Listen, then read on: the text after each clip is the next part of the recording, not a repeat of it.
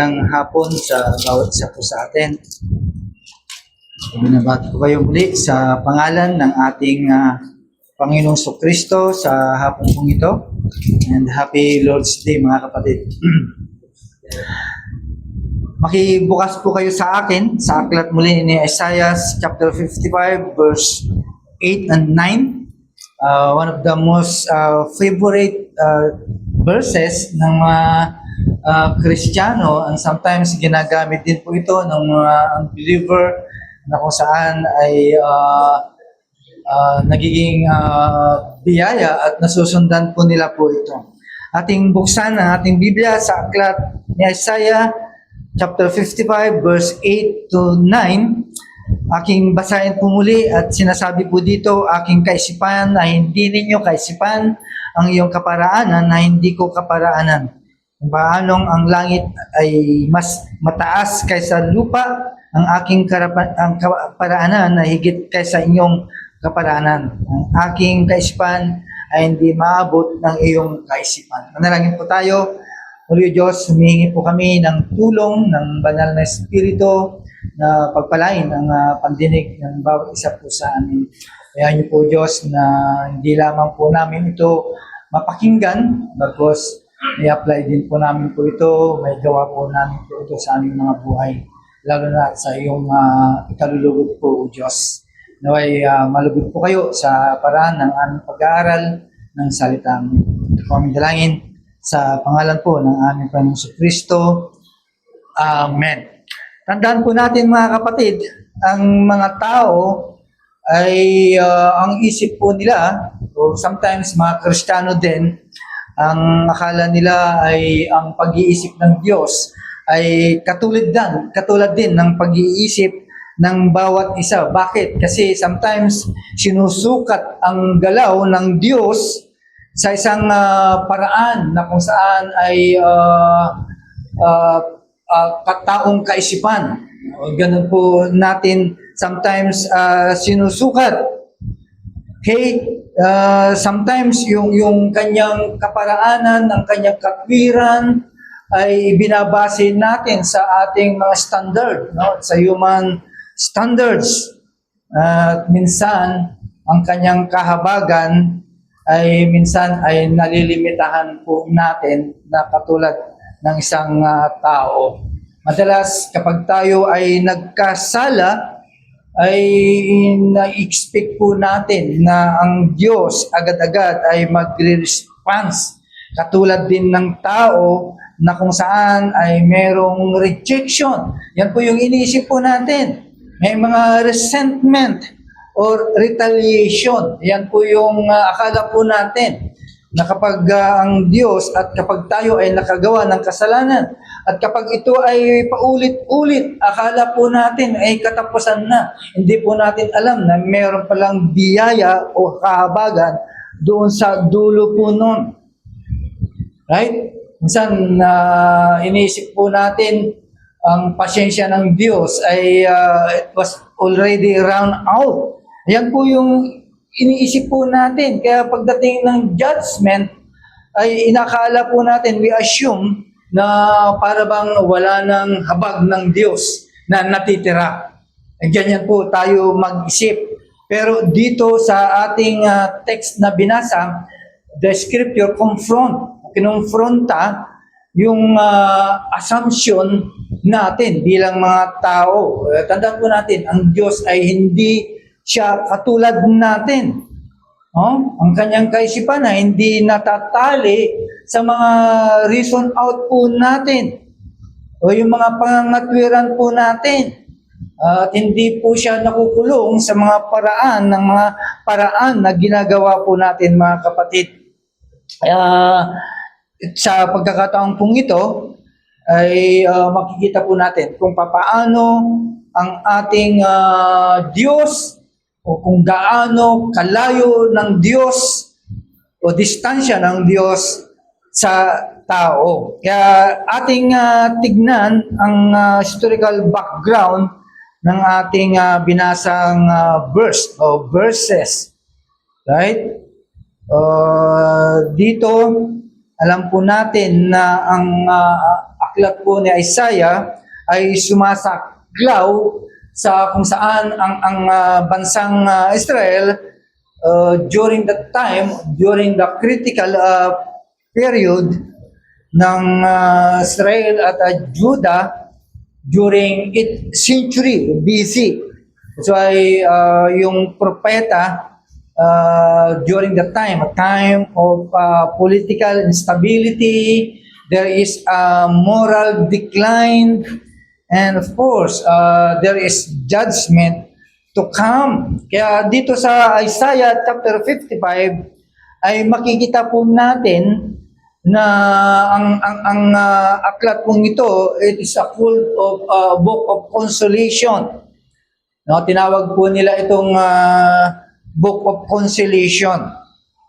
Kung ating babasahin earlier pa sa Isaiah ay makikita po natin. But again, doon sa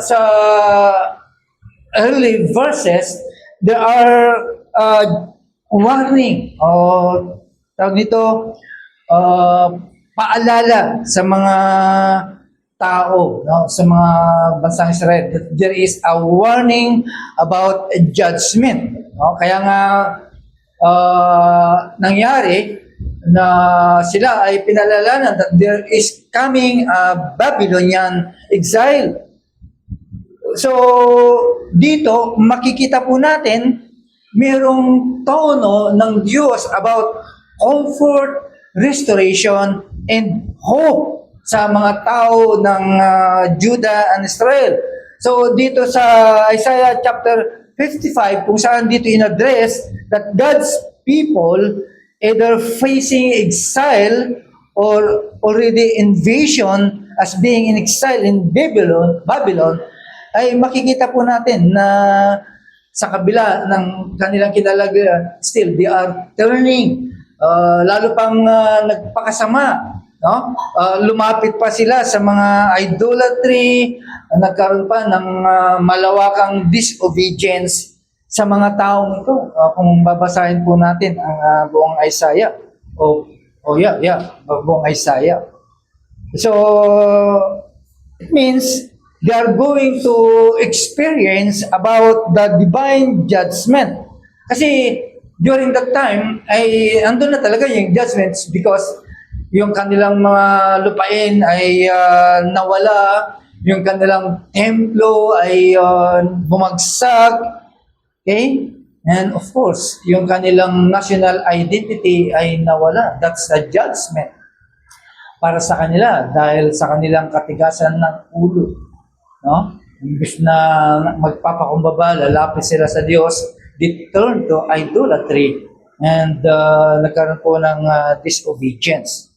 Kaya ang konteksto po ng Isaiah chapter 55, this is a gracious invitation, no? Yung ating binasa. Ito yung gracious invitation from God to those having a broken and undeserving people. Imagine, they are people na kung saan ay itinangi sila ng Diyos. But that time, sa kanilang kinalalagyan, ay tinawag silang undeserving people. No? Imagine yung kanilang dinatnan. Kaya magmula sa verse 1, they are invited to come. Di ba? Binasa po natin. Sinasabi po doon na hanapin nila ang Panginoon. May paalala na iwanan ng masasama ang kanilang pamamarang pamumuhay.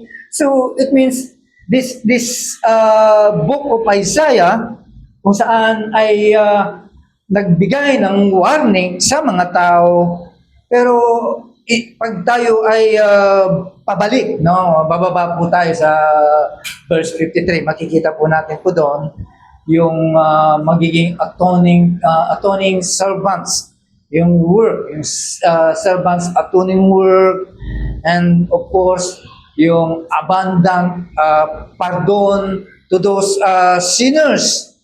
No?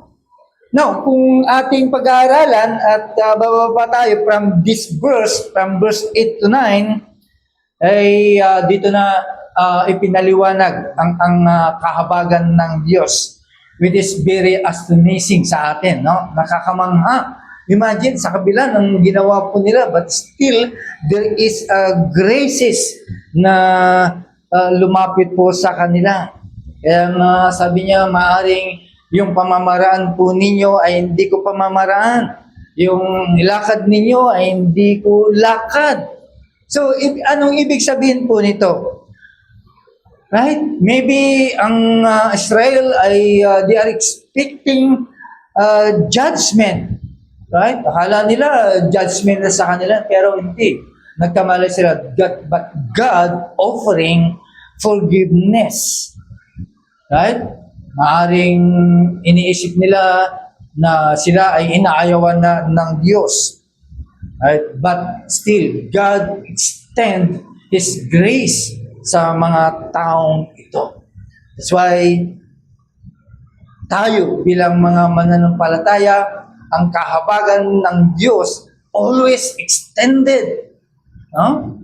Kaya akala natin kapag nagkasala ka na, bumagsak ka, katapusan mo na. Hindi natin alam na beyond that, at the end of that, ay meron palang habag pa ng Diyos. Kaya nga ito yung ginawa po niya dito sa mga taong ito, dito sa mga taong matitigas ang ulo.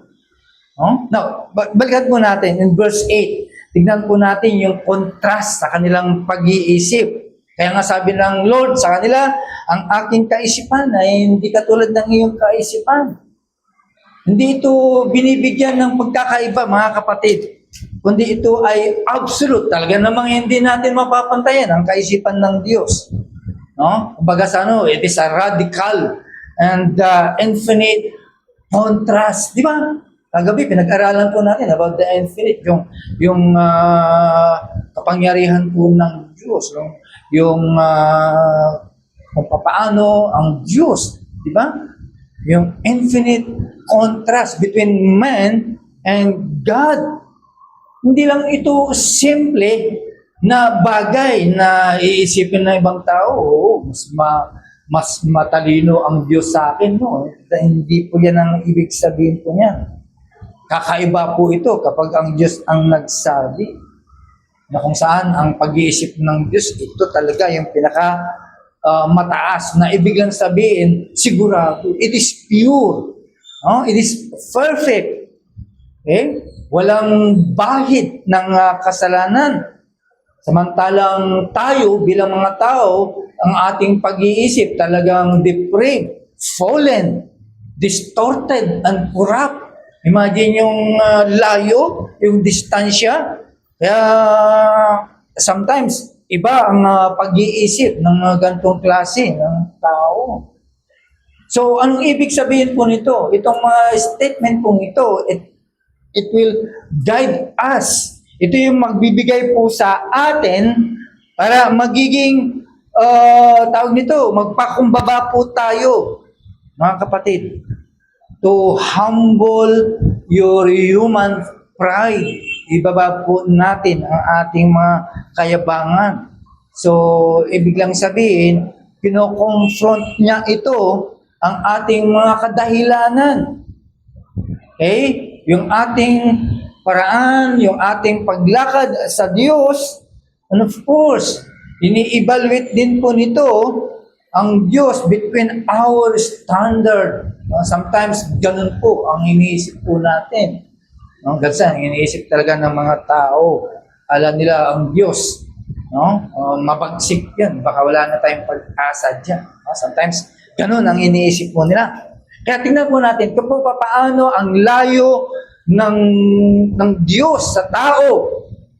Alam naman po natin na katulad ng sinasabi ng aklat o ng Biblia na ang ating kaisipan ay talagang truly corrupt. Ito yung diagnosis ng Scripture. Ito yung devastating diagnosis ng Scripture against human mind. Imagine yung diagnosis ng Scripture. Di ba? Anong sabi po ng Genesis chapter 6 verse 5? Every intent of the thoughts of his heart was only evil continually. At tuloy po yan. Okay? Talagang idinidiin po ng scripture ang isang tao, ang kanyang kaisipan. Every intent, bawat pagkakataon, bawat nais, bawat gagawin ay masama. Okay? Laging masama. Hindi lamang po yun, kundi patuloy sinasabi ng scripture. So it means, ano ang tawag mo sa taong ganon? It is a total depraved. Total depraved. No? Talagang makasalanan. No? Hindi lang sasabihin ng tao ang sama mo. Hindi. Talagang mas malalim pa. Okay? Imagine every part of your being, our being. Okay? Lahat ng kanilang iniisip, it is affected by sin. So it means your heart, the heart is deceitful above all things. Sinasabi po ng Isaiah 17 verse 9. Mga kapatid, sabi po ng Romans chapter 8 verse 7, the mind set on the flesh is hostile toward God. No, laging kontra sa Diyos. Okay? Kaya hindi naintindihan ang Diyos. Laging galit sa Diyos. He is opposition to God. Paano nangyayari? Paano nagagawa ng taong ito? How this appear in real life? Okay? Why? Because of corrupt thinking. Ito lang naman talaga ang natural ng tao. Okay? They minimize sin. No? Akala nila ay ganun-ganun na lang ang kasalanan. Okay? Di ba napaka-seryoso ang mga bagay pong ito? Na ibig lang sabihin, everyone doing it. Ginagawa po nila lahat po ito. Di ba? At nakikita po natin, they resist God's authority. Okay? Mayayabang ang tao, sasabihin sa kanyang sarili, ay kaya kong mabuhay ng aking sarili. I live my life alone. Ganyan ang mga naririnig po natin na kung saan talagang nagtitiwala sa kanyang sarili. Parang hindi nila kailangan ang Diyos. Sabihin nila, hindi ko na kailangan ang Diyos. I'm good enough. Tama na sa akin po ito. Pero sabi ng Romans chapter 3 verse 11, there's no one understand God. Okay? So, it means, lahat ng katwiran ng tao ay talaga namang papunta at pabagsak. Okay? Bakit? Kasi ang tao, totally, they are disconnected. Ibig sabihin, they are separated from God. Pero pagdating sa kaisipan ng Diyos, tingnan po natin yung contrast. Okay? Pagdating sa kaisipan ng Diyos, of course, we know that His thoughts are holy and gracious. Okay? Yan po yung pagkakilala po natin sa Diyos. Right? Maraming mga verses na nagsasabi na ang Diyos ay ang kanyang attributes o ang kanyang character ay makikita po natin. Kaya hindi na po sa atin bilang mga Kristiyano ay hindi na po lingid po sa atin. That's why we know God. Kaya higit na dapat makilala po natin ang Diyos talaga. That's why we are studying about His attributes. Right? Kasi kung ang tao, kung ang Diyos ay katulad ng tao, malamang kapag nagkasala ka, ay talagang pagbabayaran mo kaagad yung kasalanan mo, right?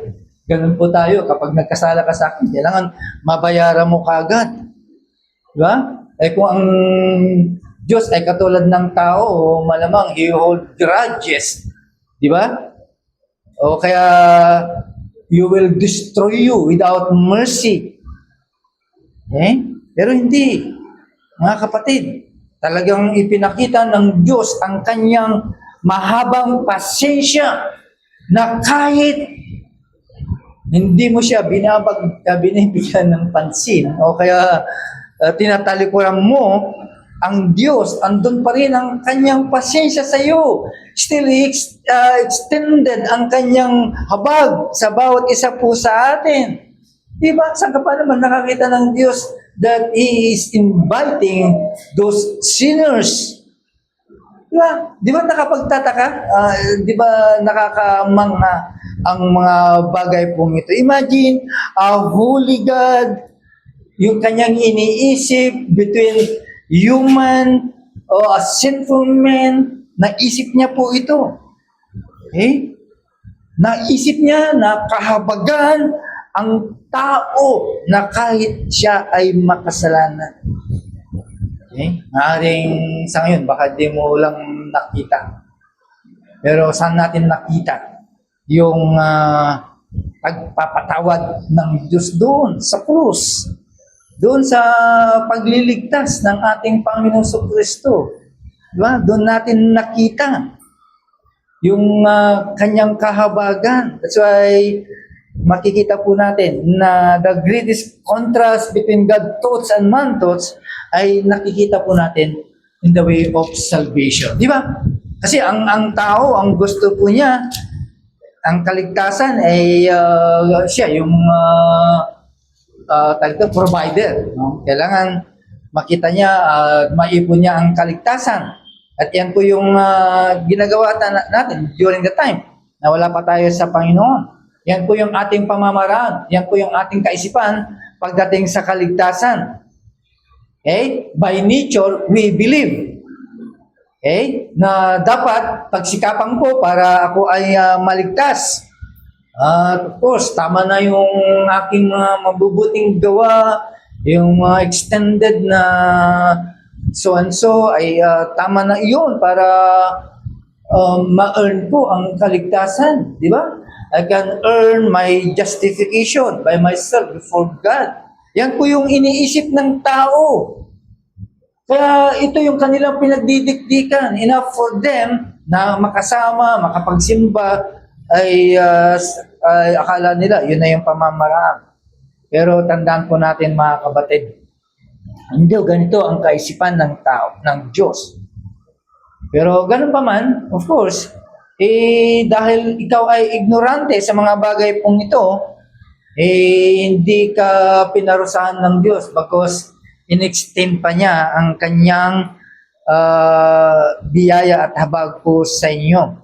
Kaya ang tao, makikita po natin, they want their own system. No? Gusto nila ang kanilang sarili, ang may angat. Kaya kung ikukumpara po natin sa isipan ng Diyos regarding salvation, ay malaking pagkakaiba. Yung plano ng Diyos, right? It is completely different.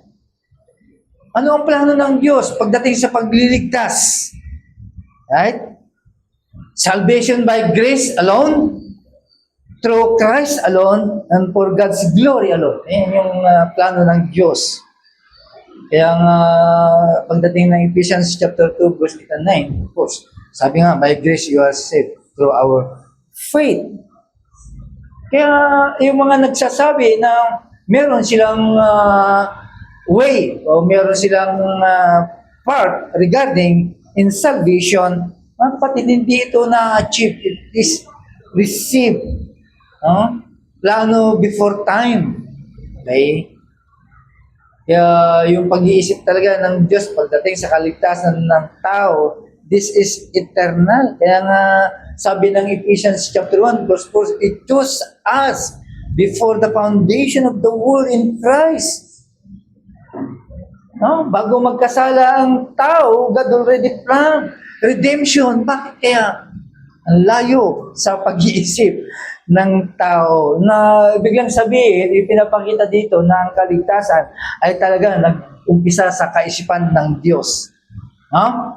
Wala sa puso ng tao, I mean yung human effort ng tao. Okay? Hindi sa ating mga desisyon, hindi sa kanilang mga desisyon lamang. Okay? At yan po yung nakikita po natin. Kasi tandaan po natin, ang pagliligtas po ay gawaan po ng Diyos. Now, kung gawaan ng Diyos, there is a command. Mayroong command sa mga tao. Ano yung command? Repent and turn. Di ba? Yan yung command. Magsisi at manumbalik sa Diyos. Okay? Ano ipinapakita po dito? This is a divine sovereignty. Okay? Ipinapakita po dito na meron kang responsibilidad para makuha mo ang kaligtasan. Ayan po yung magsisi at manumbalik. Okay? Dahil, of course, honor din po ito ng Diyos. Okay? Kapag ang Diyos ang nag-ordain, it means we need to repent and have faith. Yun lang. Wala nang iba pa. Kaya nga, ang layo ng kaisipan ng Diyos sa kaisipan ng tao. Another, on verse 8, ano sabi po doon? Not are your ways, my ways. Okay? Na hindi lamang po yung pag-iisip ng tao at pag-iisip ng Diyos, maging ang kanyang pagkilos ay talagang magkakaiba. Bakit? Kasi yung pamamaraan ng tao, tandaan po natin, patungo iyan sa kamatayan. Okay? It leads to death. Okay? Kaya ito lang, tama talaga yung daan sa tao. Talagang sa kamatayan talaga siya pupunta. Diba? Yun talaga ang kanyang tutunguhan sa kamatayan dahil siya ay makasalanan. Bakit? Kasi makasalanan ng tao. Okay? Mayabang sa kanyang sarili, rebelde sa Diyos. Kaya lahat po tayo ay we gone astray to God. Pero ang pamamaraan po ng Diyos ay papunta sa buhay. Bakit? Kasi ang Diyos, alam po natin na siya ay makatwira. God is righteous, God is merciful, God is redemptive God. Okay? At ang kanyang pamamaraan talaga para sa pagliligtas ng mga makasalanan, na katulad po natin na naligtas na, of course, in salvation, the cross.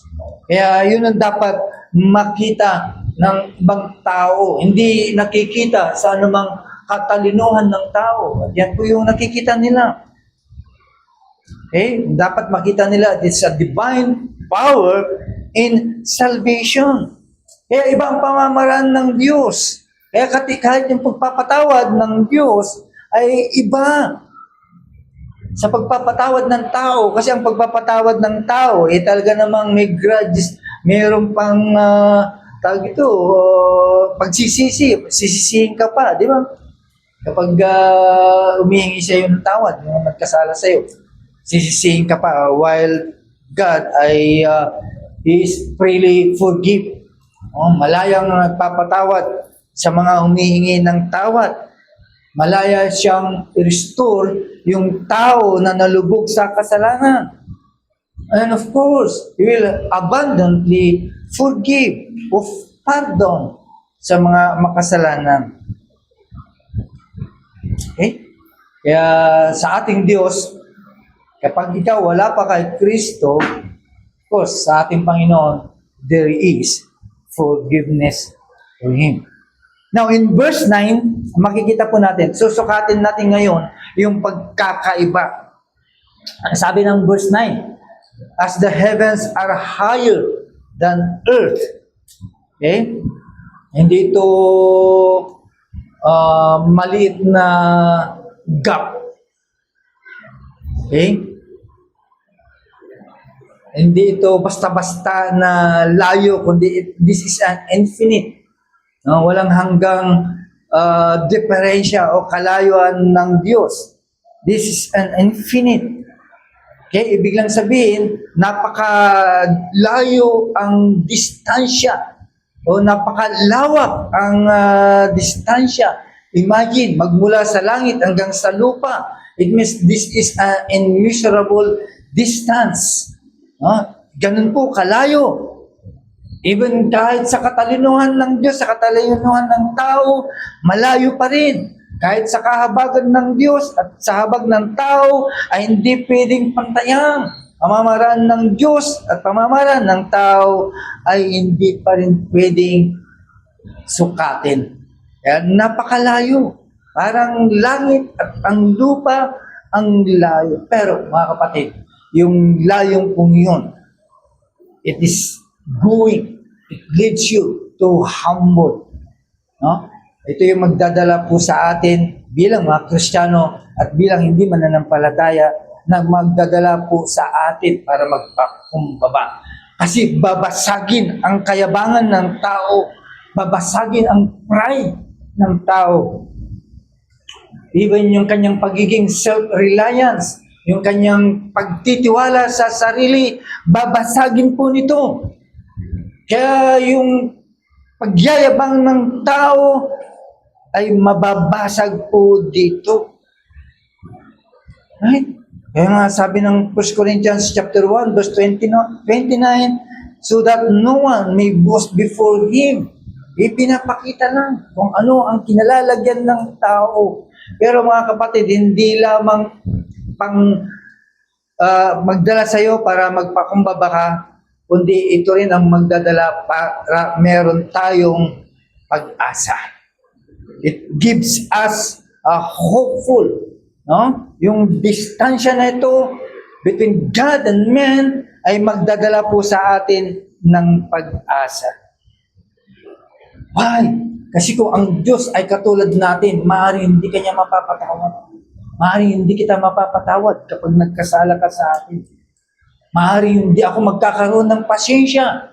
Maaaring anytime, pwede katang atakihin. Di ba? Pero ang Diyos hindi.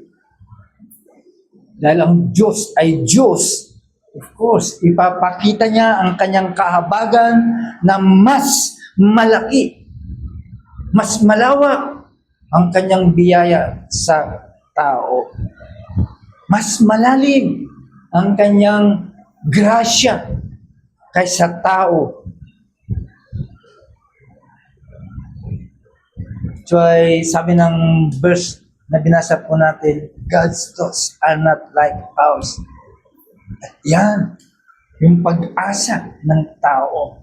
Kasi kung kapantay lang natin, limitado. Di ba? Hindi kita mapapatawad kapag malaking maging kasalanan ko, ba't hindi po ang Diyos. Kaya salamat sapagkat ito yung kadahilan niya. No? Kung kapantay natin ng Diyos, maaaring wala na tayong pag-asa. Kaya your thoughts are not like God's thoughts. At yan ang nagbibigay ng malaking pag-asa po sa atin. Okay? At higit sa lahat, wala nang maliligtas. Di ba? Wala tayong kaligtasan kung kaparehas po natin ang Diyos. Kasi aakto ang Diyos parang tao. Okay? Di ba? Aakto ang Diyos na ang lahat ay mapaparusahan. Pero hindi dyan. Dahil ang kanyang kaisipan ay napakataas. Napakalayo at punong-puno ito ng grasya at biyaya. Okay? Yung sinabi niya dito sa text po natin that His ways are higher than your ways. Ibig lang sabihin mga kapatid, ito yung punong-puno ng habag. Kaya nga niya sinabi po yun. Punong-puno ako ng habag. Diba? Kaya ang hamon, we must abandon our thoughts. Diba? Huwag nating ikatwiran po yan. Balikan po muli natin ang Diyos. Right? Kung sakali man nagkasala ka sa Panginoon, no?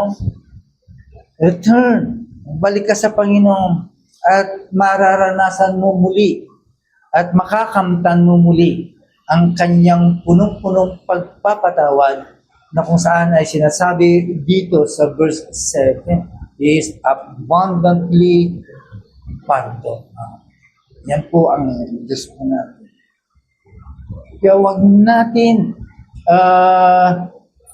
huwag tayong magtitiwala sa ating mga sariling kaisipan. Okay? Sometimes, ganun. Kinakatwiran po natin, nilalabanan po natin ang kaisipan ng Diyos. What happened? Ano ang nangyari? Bakit nang ganyan? Okay? Kung kilala mo ang iyong Diyos, kung kilala mo ang kanyang character, ang kanyang attributes, hindi yan ang kaisipan ng isang tao. Kaya huwag kang manangan. Huwag tayong manangan sa ating mga naiintindihan. Bagkus tayo ay magpasako sa Diyos, lalo na yung kanyang paraan ng pagliligtas. Okay?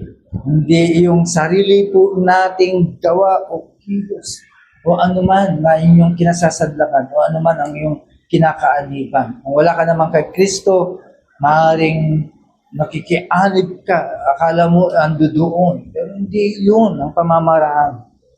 Tandaan po natin, it is Christ alone. Diba?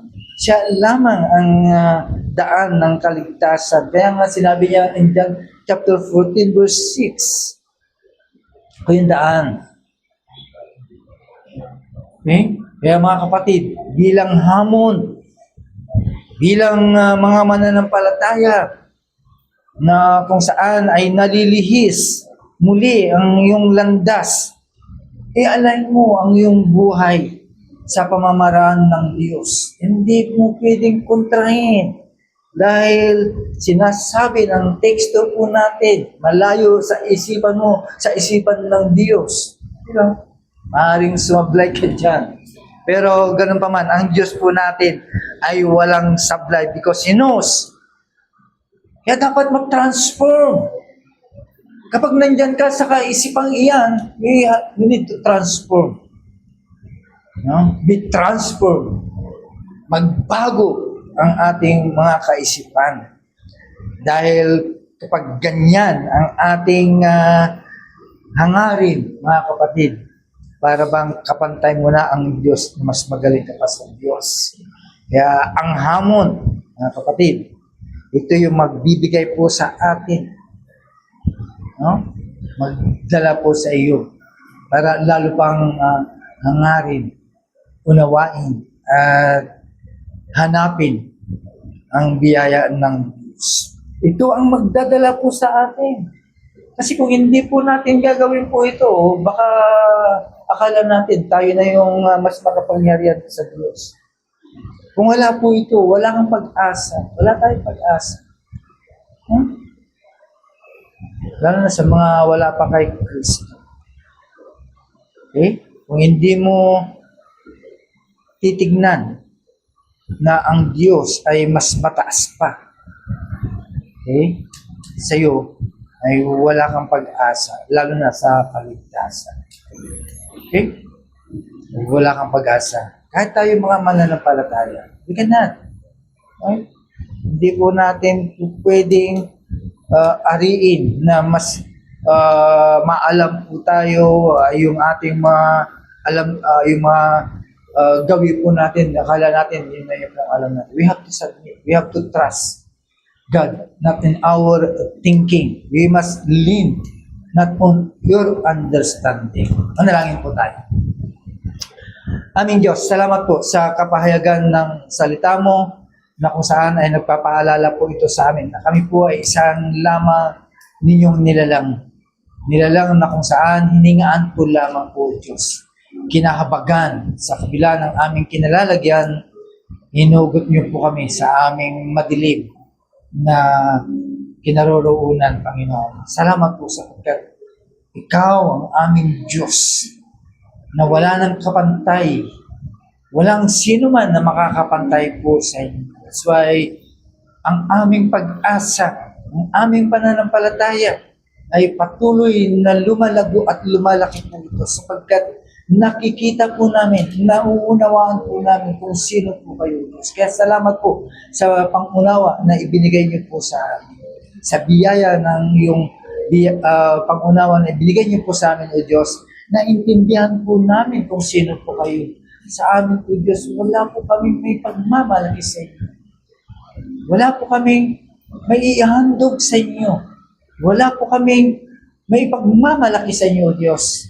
Kundi yung kasalanan lamang po namin na kung saan ito ang magbigay po sa amin ng kapahamakan. Lord, dahil sa mahaba mong biyaya at kahabagan at pasensya, iginawad niyo po ito upang kami po ay mapatawad. Kaya maraming salamat po, Panginoon. At pinupuri ka po namin po, Diyos, sa pagkakataon. Maraming salamat po. Ito po aming dalangin sa pangalan po ni Jesus. Amen.